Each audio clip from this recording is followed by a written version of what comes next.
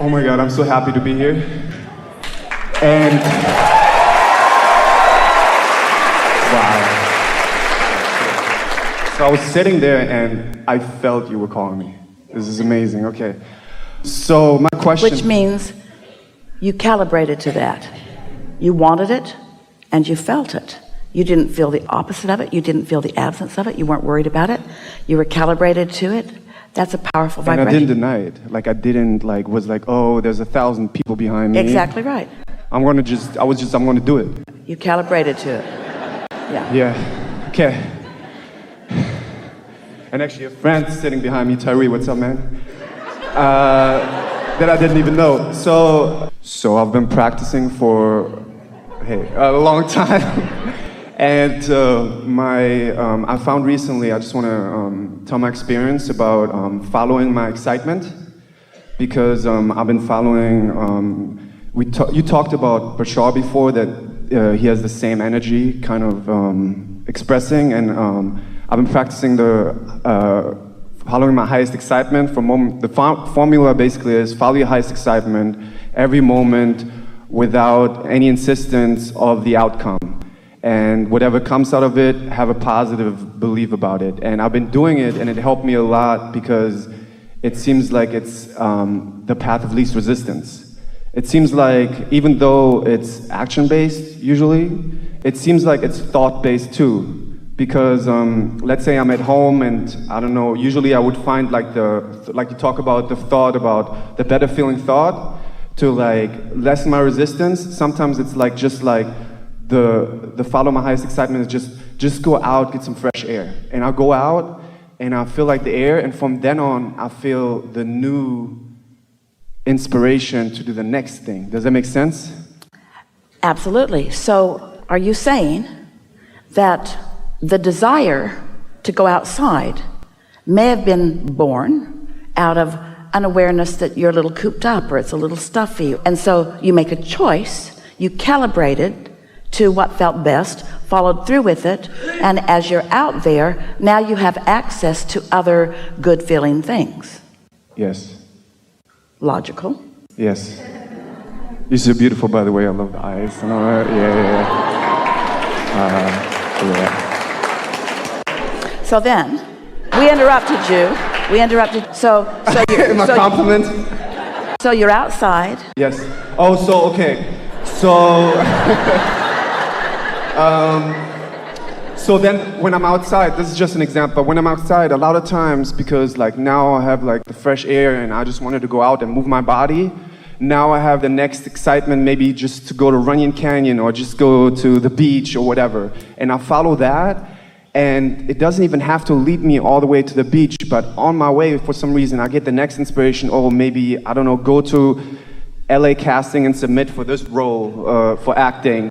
And then amazing things happen out of it. And my question is, I feel like I was stumbled on like something, because usually when I like sit at home or where I'm outside, I look for the better feeling thought. I try to write like lists of positive aspects. Sometimes it's not as easy as just like going for what excites me, the action, and like I'm going and it gives me relief and I find like a new inspiration. Part of the reason for that is because as human, you are accustomed to action making things happen. So you have less resistance in the idea that if you do something, something will come, than if you don't do something. So there's a little bit of that. But also, as you're following those pure impulses, you're putting yourself in the place where the next thing can reach you and the next thing can reach you. This is the formula for living happily ever after, what you're describing there.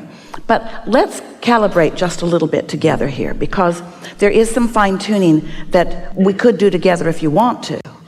Yes, I love that. Let's say so far so good. You wake up and from your place of happy to be in your physical body, you feel the impulse to go outside, and you do, which leads to another impulse and another impulse and another impulse.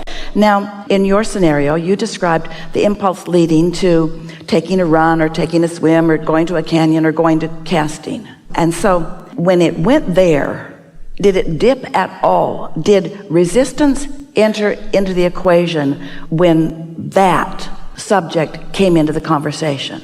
And the reason we ask is, when it's you and your inner being and you're following your bliss and you go here and it's wonderful and here and go wonderful and here and go wonderful and here and go wonderful, wonderful, wonderful, wonderful. But now you're meeting inside of an industry of which you have opinions and attitudes, inside of an industry where there are other people making decisions about you. And so we're just asking, do you think that your vibration is as uninterrupted or as unchallenged relative to running in the canyon as it is when you're going someplace where somebody's going to critique and evaluate something about you? Are they equal in their openness, or is there some more resistance in your involvement with other people?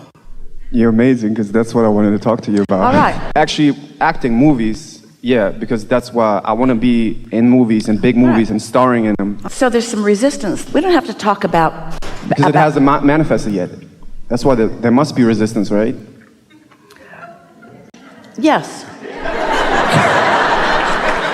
If there's strong desire that has not come to fruition, then it's because there's not complete calibration to the desire. There is some resistance. So let's calibrate. So can you help me be in movies, because I'm really excited about it? Yeah. Thank you. So let's calibrate that and let's just enjoy this. You're acknowledging that there is some resistance, but and we always say there's two ways to know if you've got some resistance. One is by the way you feel. That's pre-manifestational. One is by how it's turning out. That's post-manifestational. So when you say, I must have resistance because it hasn't turned out, that's good awareness, but it's even better awareness if you catch the resistance when you're in the act of offering the resistance. And then you calibrate around it like path of least resistance. Following? So it's the emotion that we want to focus upon. Not how it's turning out, that's after the fact, but how it feels in the moment as it is evolving. Every moment. We have not said this before. This is really a good thing to focus on. So if you're calibrating, when you're calibrating, and you feel some negative emotion, it just means you've got that circuit pinched off. And when you feel good, that circuit is open. And when you don't feel good, that circuit is closed. And when you feel good, that circuit is open. It really is as simple as that. And so your business is not about getting all the way to the job and the movie and the success and the fame and the money. Your business is simply in this dynamic moment of opening the circuit. That's all. Open this circuit, and then open this circuit, and then open this circuit. Now, how do you know that you want to calibrate to an open circuit?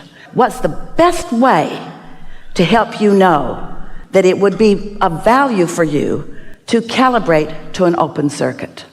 You feel negative emotion, which lets you know you've got a circuit closed or pinched off. So negative emotion is your best friend. But you can't deny that you've got it. You've got to acknowledge that you've got it. Esther, through her life experience, when something isn't working mechanically, she likes it so much when the clog is found, because it's not satisfying for someone to say, well, we don't know what's wrong. She wants to open that circuit right then and there. In other words, there's no water going into the swimming pool. It's helpful to know somebody turned the valve off, instead of saying, oh, well, swimming pools are tricky, you know.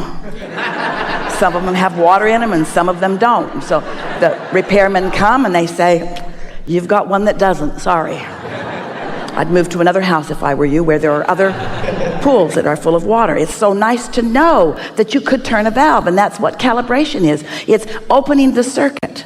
And so if you don't get too far ahead of yourself and just try to get all the way over there, but open the circuits that are in front of you, open the circuits that are in front of you by acknowledging the negative emotion, not denying it. So let's say that the negative emotion that you feel, because you've been acknowledging that it hasn't happened yet, how would you describe the emotion? Just give it a word, doesn't matter. Just choose a word that is familiar and pretty often. Frustrated or hopeless? Well, those both happen to you, and they happen at different times. If you catch frustration, it won't get all the way to hopeless. But if you don't catch it, then it will end up there. In other words, hopeless is a much more practiced resistance than frustration. It's okay. maybe I can explain, but I know I got the talent, like I know I'm talented. It's just with directors a lot of times still say, oh, you still have a little bit of an accent, we can only give you this kind of role. Well, all of that's irrelevant to the foundation that we're talking about here, because it's helpful for you to say some of those things, and it's not helpful for you to say other of them. In other words, when you said, I know what I'm doing, I'm really good at that, that's a productive attempt at calibration. But when you say, but then the director says that your accent is such and such, then that's a calibration that works against you.